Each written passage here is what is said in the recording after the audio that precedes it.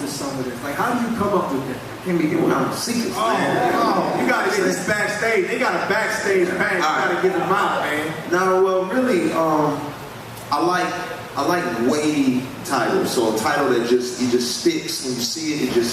It's like, you know, kind of either it's a phrase or a word, and that's it.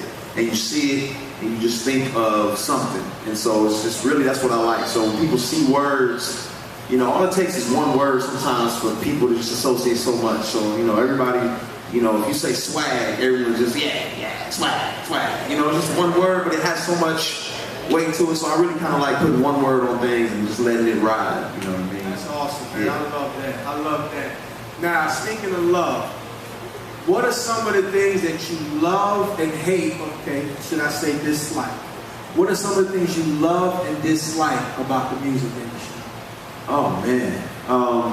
So what I love about the music industry, obviously, is creative people using the gifts and the talents that God has given them. And when you see people who are so talented, you're just like, wow, like, it really shows off how incredible God is, because God gave us all of our talents. So when you see a gift, it points you to the giver. You're like, wow, look at what God can do with these people's gifts. And I love that. And just, you know, it's something that is set up to where people can get a hold of it and, you know, buy the music. I love all the infrastructure. What I dislike is probably the infatuation or the love of self, the love of money. I think people get wrapped up in that and forgetting that, you know, God gave us our gifts to show Him off, you know, not to show us off. You know, the Bible says God opposes the proud but gives grace to the humble. And I think we get too caught up in wanting to be celebrities. And I say it all the time, I don't want to be a celebrity, I want to be a hero. Celebrities want all the fame and the glory. Heroes point you to the person that deserves all the fame and the glory. Wow. Everything tonight is that little slogan. We didn't copyright that. I know you got ASCAP behind you. You got to give me credit the first time, then you got it. All right, that's what's up. That's what's up. Now, what do you think is one of your greatest accomplishments in music? Man, you know, it changes. It changes from time to time, year to year, day to day. Sometimes there's milestones. I think anytime you hit a milestone, where it's like, man, this is what my intention was, and God allowed me to see it come to fruition, that becomes a great moment. And so I think most recently, one of the milestones that I hit most recently was, man, I really wanted to begin, you know, living in Atlanta, everybody, all the rappers are in Atlanta, you know, everybody's here, you know, all the producers are in Atlanta, your T.I.s and you know, so on and so forth. And for me, I said, man, I really want to connect and see people converted and see people come to Jesus within the music industry. And just recently, since I've been in Atlanta, one of the producers, who's produced for Gucci Mane, he's produced for Rick Ross, he's produced for Keisha Cole, and he just, you know, we sat down, we had some good conversations, we talked, and he just confessed like there was an emptiness, man, and after a good couple months of just dialoguing and wrestling, man, he came to know the Lord Jesus Christ. Using his gifts for God, and to me, you know, that's a success. That's one of the things I wanted to see happen. And God, you know, showed up. So, wow. Yeah. Now, as a fan, and I am a fan, one of the greatest accomplishments that I've seen from you, from my perspective, was when you were invited to the BET Awards cypher. Listen, let me tell you how big. When you talk about milestones, one of the things that I have issues with, man, is that a lot of these Christian artists stay in this Christian box. Yeah. And we're not really reaching the lost sometimes. Okay? And if you think of gospel music is supposed to reach the lost. Praise and worship is for the believers. So a lot of times we have taken our power and gift and confined it to the body of believers. Come on!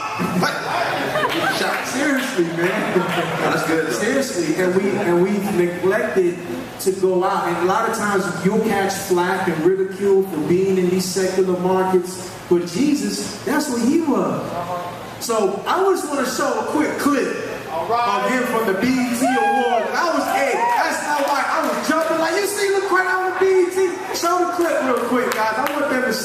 haven't seen it yet.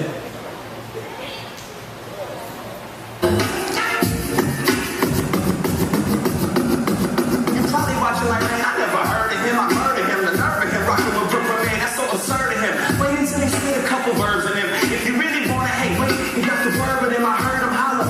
Jesus, the notorious, no, the most glorious homie. So the warriors boring us with these choruses. Horrible, that is horrible, just killing us. Called a ruiner, unimpressive, ain't boring us. Hey, this what happened when hip-hop let the saints in. Taylor just snapped the mic swiftly like Jay did. But them awards can't follow you to the grave. You live in voting whips and chains, then you a slave. Crown stop time, it kills hours. They looking for a savior, but we killed ours. Stimmy rolls like Derek, no bull. You wanna meet the Lord, come holla, I got full.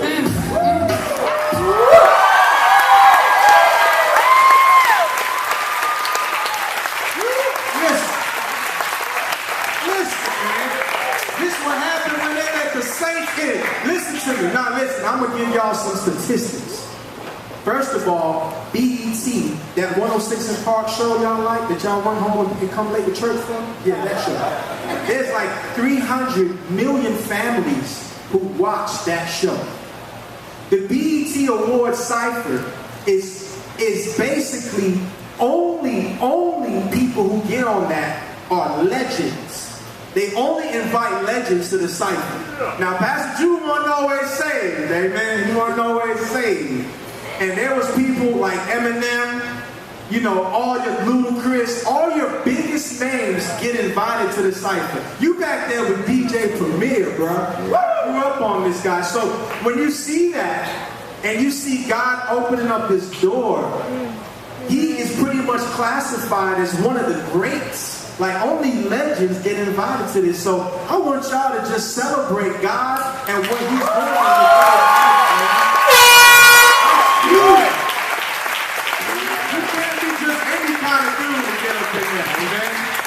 Now tell me, Craig, do you feel it's important to make sure that your music reaches the lost and not just the people who are already saved? Absolutely. I think, you know, one of the things that I'm really passionate about, and this is something, you know, I encourage you to write down or Google or look up, it's called a biblical worldview. And a biblical worldview is where you see the whole world from God's lenses. Most Christians only think about, you know,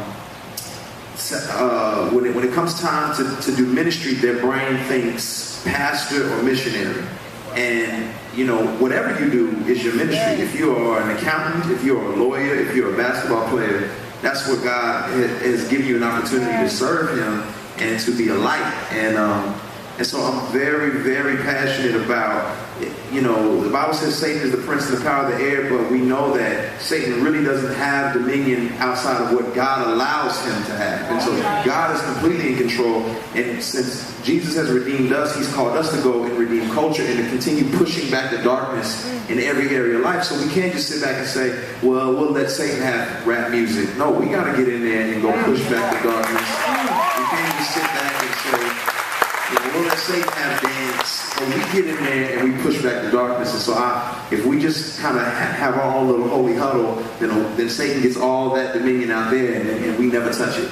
So, wow. That's good, man. I love that. Now, how old were you when you gave your life to Christ? I know you said you gave your life to Christ. At what point did that happen? Yeah, I was 19, so I was a grown man, and you know, I didn't get this. You know, this is a beautiful thing that you guys are getting, you know, raised up in the faith. I didn't grow up in church. I didn't get to hear people come and share stuff with me. And so I spent 19 years of my life not knowing who Jesus was. But, you know, I think the beauty of it is because I went so long without knowing him, I was so hungry when I got to know him. And I was hungry to know my Bible and to learn and to grow. And it's just been a blessing.